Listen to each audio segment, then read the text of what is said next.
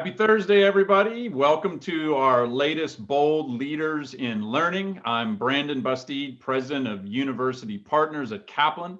And one of the really fun parts of working at Kaplan is that in many cases, some of the world's leading experts in various subjects of education work at Kaplan. And so today I'm very excited to have one of those folks join me today, my colleague, Linda Cowan, who is Managing Director of Kaplan International Pathways, joining us from the UK today. Linda, thanks for joining us a little later your time.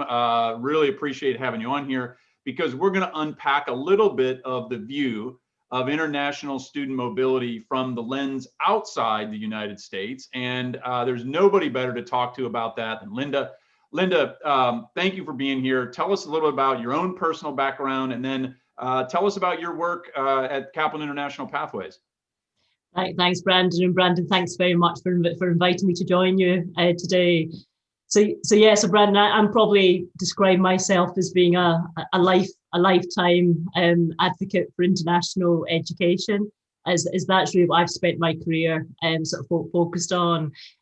So I started my early stages of my career working for universities in the UK. And spent about sort of 13, 14 years working for sort of three sort of leading universities in the UK. And then I actually, from that, decided that I really wanted to get much closer to the decision making of international students. So I then spent the next sort of 3 years based in India, working with students before they then travelled overseas to study. So I represented about 60 UK universities. In helping those universities to raise awareness and build their brand in India. And then I had the great opportunity to join Kaplan, as it was at an early stage of developing in the UK partnerships with UK universities. So I joined Kaplan way back in sort of 2005. And I've been part of a talented group that have worked very much in partnership with universities here in the UK, developing their international sort of strategy. So that's really my current job, is sort of focusing on working with universities to really enhance and develop and be very much part of their international sort of strategy. And I work with colleagues in Australia, colleagues in the sort of the Middle East, parts of Asia, but all focused around international education. Yeah, and I just learned some new things about your background through that description. So that's a lot of fun. You know, there's a lot to talk about under the heading of internationalization, right? International student mobility. You know, we in the U.S. kind of think about that in a certain way, and I think U.S. higher education, although many colleges and universities here, you know, support and run robust study abroad programs and certainly have desires and interests to recruit international students, you know, we're probably a little guilty of kind of seeing things through a very US centric lens. And when you kind of step outside of that, I think it's, you know, it's a helpful perspective. So that's a little bit about what I was hoping that you would help us do today. But we have to start with the issues that have been created as a result of this pandemic, right? Because as we talk about international student mobility, the mobility part is sort of challenged right now. So I'm just curious, you know, tell us all a little bit about how have international students waded through this global pandemic? You know, I know there's been a lot of support provided by universities and all the different folks who kind of support these process, but like, just give us a little peek into that world and all the things that have had to happen to just manage this process. Yeah, certainly the universities in the UK, in my opinion, have actually managed to hold up quite well sort of during this period, because it's obviously been tremendously challenging for everybody right the way around the world. And as you would expect, universities very much sort of focused on their existing students, both domestic and international students, to try and ensure those students were retained and didn't give up in their dreams and their sort of study plans. So that significant switch that did happen to online delivery, which had to happen incredibly quickly, I really, really admire the way that universities have handled that all around the world, but certainly the ones I'm closest to in the UK did handle that tremendously well. For Kaplan, we have campuses, colleges on university campuses right the way across the UK. So we were faced with around about sort of 6,500 students. We had to switch ourselves into online delivery in terms of what we were doing. And there were a couple of things that we learned really quickly in that process. One was international students still really want to know the tutors that are teaching them, and they really want to be part of an international sort of student community. So from the Kaplan perspective, we did choose to do quite a lot of synchronized delivery as well as asynchronized. And that really, really did help us to make sure we retained our students and kept sort of high retention, retention rates. And then focusing very much on how we could make sure that students felt part of the community, they knew their classmates, social interaction, mental well-being. Again, that was all pivotal, and that is replicated by universities in terms of how they're trying to focus on that sense of building a sense of belonging and real sense of looking after students. And I think those that have have been the most robust during the period are often linked to those that have done that the best through the process. But then there's been that massive challenge around, well, your existing students already have a bit of a sense of belonging to you, but obviously how do you keep that whole pipeline going for new international students, sort of students coming through? And for the UK, the big intake is that September, October period. Many of the universities did respond by introducing sort of a January intake, so a second point that students could join, just to try and get more robustness and sort of built into the sort of cycle. But the undergraduates, so recruitment into bachelor programs, the early data that's coming out for the UK is actually showing that most universities are slightly ahead year on year, which is hugely encouraging. Wow. But it's much more mixed at the master's level and more mixed at the doctoral level. So universities that really had such really strong brands established, they've been more robust than probably the average, the mean point across UK universities. So we're seeing much more of a mixed picture at postgraduate, but the undergraduate side has held up quite well. Probably the other reflection point is actually how students in different parts of the world have responded. And a lot of that is linked into if a country was coping quite well with the pandemic, actually their students were often much more hesitant around any sense of traveling. And if a country was much more receptive to online education, then again, they've been much more receptive to studying online, even if they weren't willing to travel. So we've seen big variations from a geographical perspective. Yeah, it's interesting. I mean, several things you touched on there that are intriguing, right? You mentioned the focus on synchronous courses, right? But when you've got students around the globe and in very different time zones, like that couldn't have been simple. I mean, how did that work out, right? I mean, were teachers teaching at odd hours and students in some places just logging in at unusual times? I assume that's the answer, right? Yeah, we had to, and again, I'll just talk from the Kaplan side in our colleges. We adjusted our delivery hours, so we were trying to make sure that we were finished at a certain time of the day for anything that was live, so that we were catering for the countries that are hours ahead of the UK.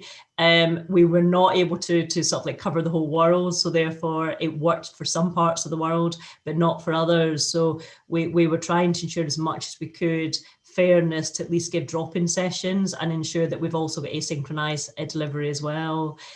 For Kaplan, we've got also some advantages because we've got some of our own campuses in other parts of the world. So we've also used quite heavily our campus in Hong Kong to provide sort of additional support for students when students have not been able to travel, so that they also get the opportunity for some face-to-face contact with Kaplan colleagues as well as obviously the online support that we are providing.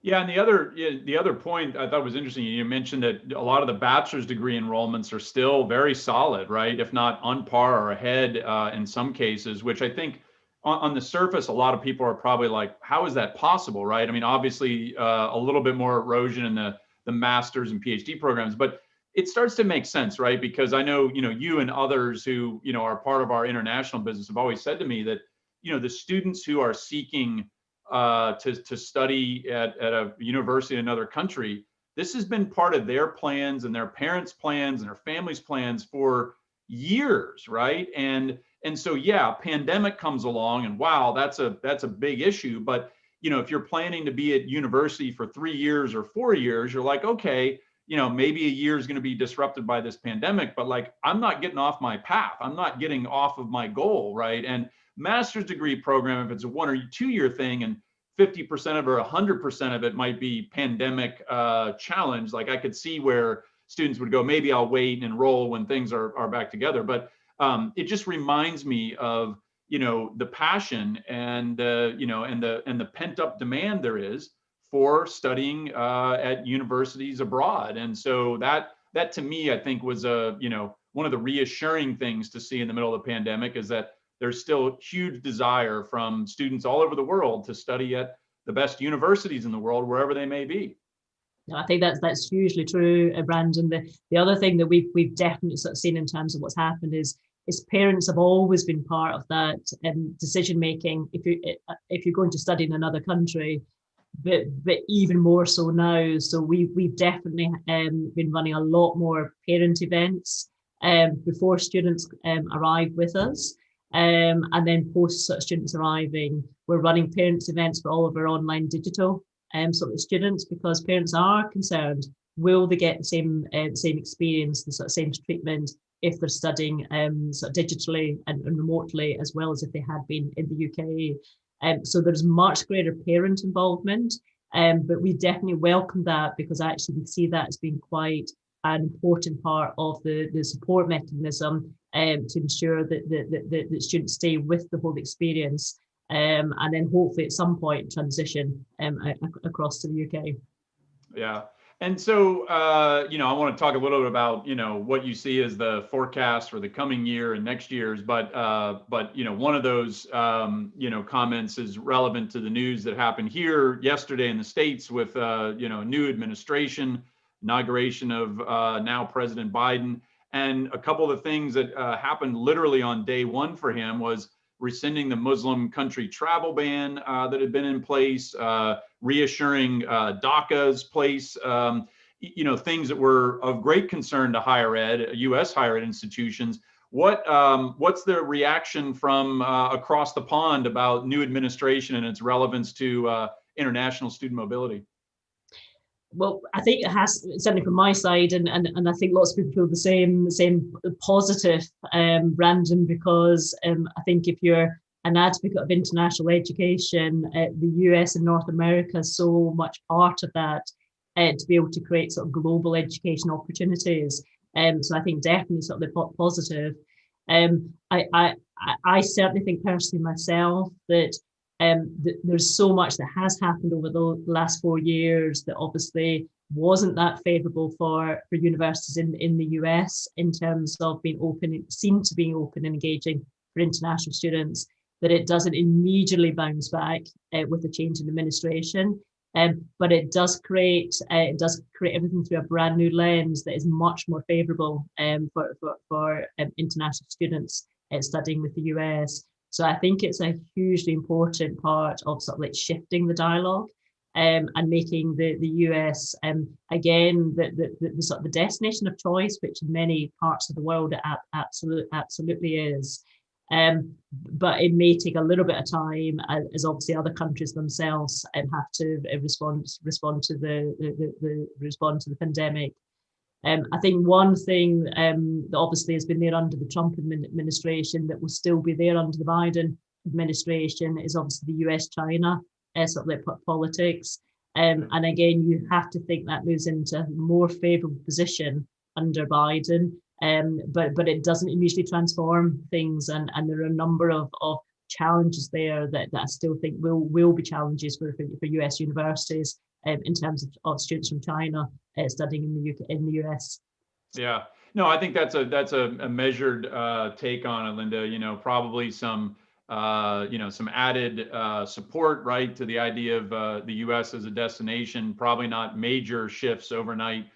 Still lingering geopolitical issues, and obviously still questions too about how certain countries are handling the pandemic. I mean, where we sit in the U.S. now, it makes sense today, but had you said in August that we're still going to have all kinds of pandemic problems for the second semester this year, right? Like everybody assumed, like, oh, we'll be online for the fall, and then we'll come back. And well, I mean, universities are they've been open, but we're in the worst numbers, COVID numbers we've ever had right now, and it'll probably not peak until end of February, right? So I think there's still going to be a lot of question around how individual countries have handled the pandemic. That's got to factor into how parents and students are thinking about where they study, right?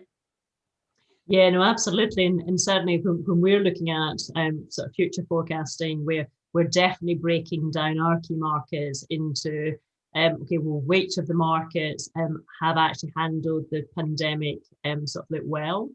Because I think they're the markets that very much will not travel until actually they really feel it's safe to travel. So I think that health concern, the priority of concern, does have an impact in terms of how quickly markets will sort of bounce back. So China, we don't think will until people feel it's really safe to travel again. Some of the markets, say markets in India and other countries that actually have also got quite high rates, well, actually we found those markets are much more open and receptive toward traveling, and will probably bounce back quicker from the health perspective. Probably the next group that we then look at it is obviously how quickly the economies are going to bounce back. So China's quite favourable there, because obviously their economy has already been bouncing back, and they're from the economic perspective, they're much more receptive towards sort of travelling. But you've got markets in the Far East that are very dependent on tourism, and that's going to take time before really the economies build that will really encourage sort of travelling sort of coming back. So I think the picture is really mixed. I think some will start to bounce back, hopefully, for the latter part of this year, some in 2022, but we've got some of our previous markets that it may be 23 and even 24 before they bounce back, because their economies are being hit harder due to the pandemic. So I think the picture is still quite mixed. Yeah, so I mean, it's kind of the public health state of affairs. It's an economic state of affairs. There's, the broader geopolitical relationships between countries. There's, there are a lot of factors involved in this. I'm curious though, if you take us outside of the nearness of the impact of this pandemic, say beyond 2024, could one of the outcomes of this be, like for example, a lot of articles here in the US have talked about how there's going to be a resurgence of vacation travel when things start to return to normal, right? People have been, obviously delaying vacations, certain things like that.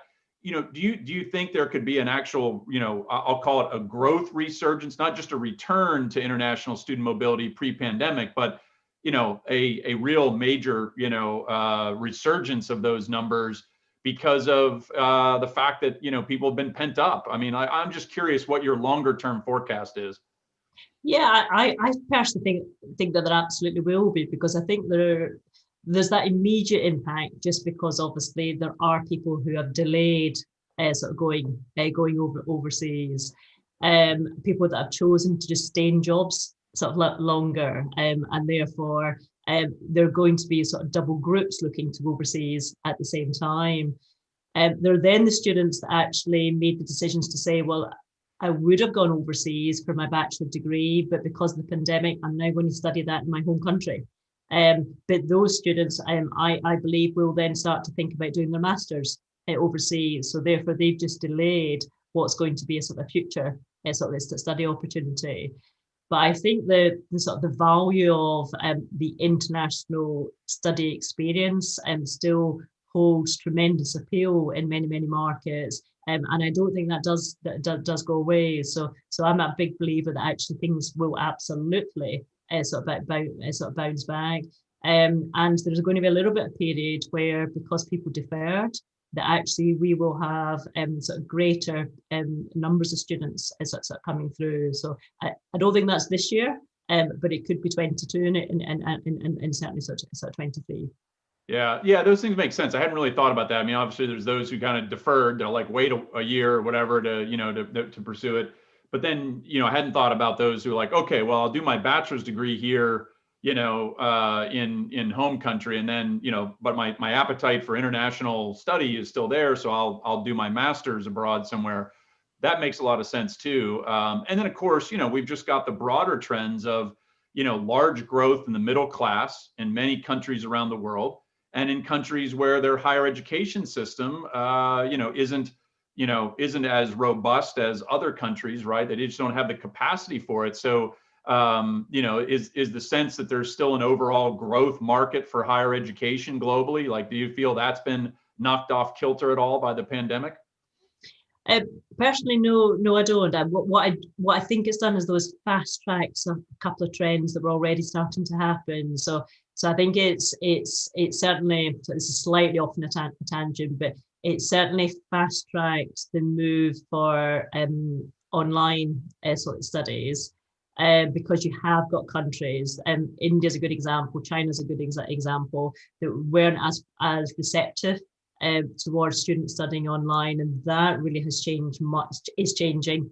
And I believe there are long-term benefits to that in terms of the sort of the openness people have towards the benefits of studying online.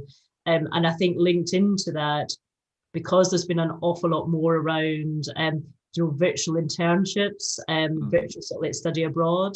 I actually think that will become more of a normal experience sort of going forward. So people may still choose to do their international study in another country, but before they go, they may have also already decided they wanted to do a boot camp sort of virtually, or in their summer holidays, they may decide they want to do a virtual internship.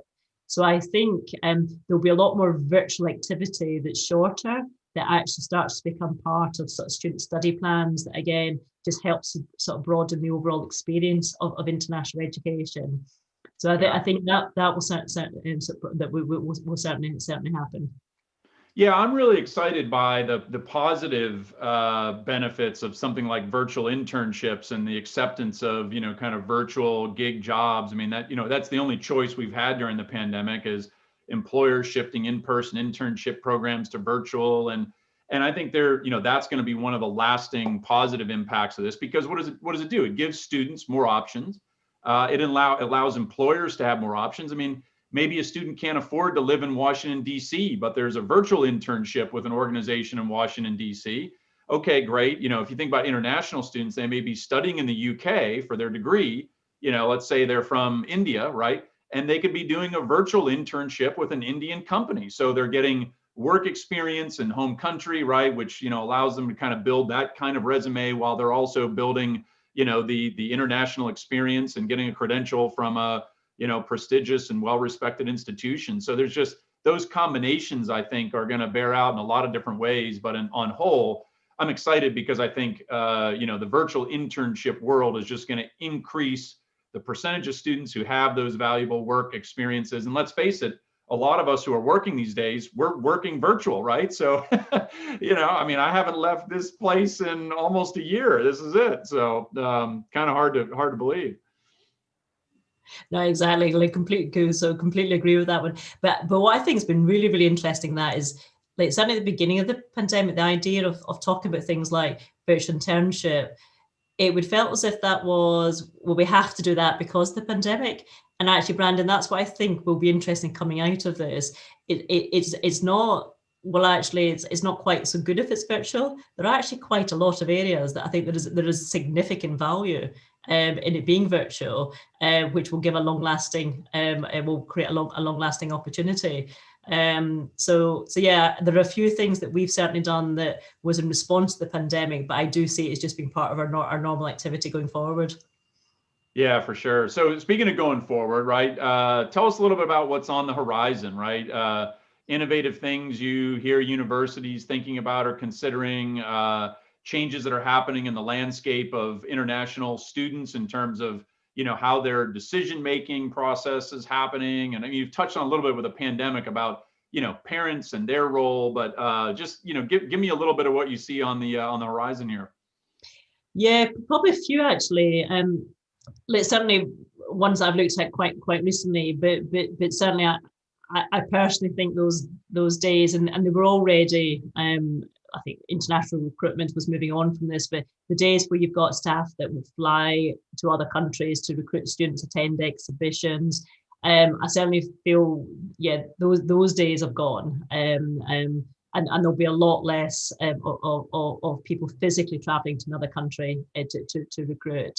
And therefore, what does replace that? Well, some of it was already being replaced because obviously companies like Kaplan, universities, many other organizations, we've all got much bigger global networks of having staff in country that know that market, they know the education system, they know the culture, they know the students, and are much better placed to be giving really personalized support to students. And I think that will be a huge part of it. And then I think the other big area is actually education technology. Like Brandon, one of the companies that obviously Kaplan acquired not so long ago is a company called BridgeU. And BridgeU does a fantastic job in terms of actually connecting universities with international schools around the world, so that there's good quality information going into the international schools to enable students to make decisions. And I think that ease of communication through good smart technology is very much going to be part of the future, because international students, they want the information in a personalized way that's easy to access, and they want good quality advice, and they don't really want to rely to 2 months down the line when somebody may be visiting from a certain university. They want it at the point it's convenient for them. So that does require in-country activity, and it requires technology to support it. So for me, our future thinking is driven around those areas, and I think that will be massively important going forward. Yeah, and it would. Some folks who follow me know that I wrote about this in a Forbes article maybe 5-6 months ago about where international students are headed this coming year, and it was based on research and data that was produced by BridgeU. So that's one of the other interesting things, is they're now producing a lot of really interesting analytics, because students who are in these international schools all around the world are, shortlisting the schools they're most interested in, identifying which ones have the best fit, right? And so there's a lot of predictive analytics there that kind of give you a sense of, which students from what countries are headed to which universities and what other countries. And so that I found really, interesting and helpful, and it's stuff that's now being publicly produced and reported. So for those who are interested, keep an eye on the BridgeU, research that they're producing. Really useful stuff. Yeah, and then for me, Brandon, probably the other one actually that I think is again was moving, but I think just becomes more and more important is actually employability. I certainly think for a lot of students, and this is the same for domestic students as well as international students, but I do believe that it will become a hygiene factor, and people are looking at how they can develop skills that make them more employable for the future. And certainly for universities, I think it's massively important to be thinking about how your careers employment strategy supports international students as well as your own local students. And that is an area that I think will really inform decision making of students as to where they're going to study. And it is a hugely important area for universities to be planning ahead. Yeah, well, I'm glad you finished on that point, because that's obviously one of the things that I'm most committed to in terms of the work that I've been involved in, is work readiness and employability outcomes. And you're right, there's a real lag. There's a lag in general in the U.S. in supporting students with career planning, career readiness, right? Like, we're making progress, but we're still way behind where we need to be. But if we're doing a poor job, or could be, I'll say, could be doing a much better job with our domestic students, we're really, struggling in terms of doing a good job for international students, because a lot of the career services offices are just now starting to, focus on specific populations like international students, where they have very unique needs and obviously differences in terms of how they're thinking about everything from internships to the credentials they get, right?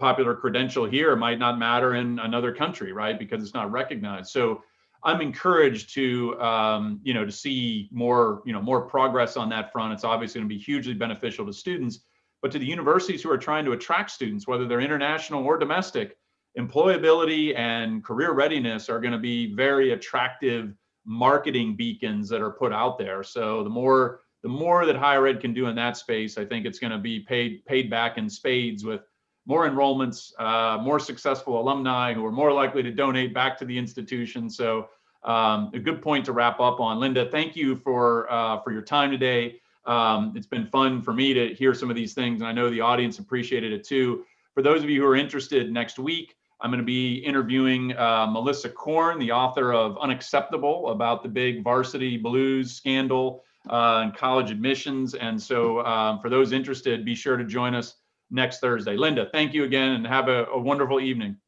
My pleasure, Brandon.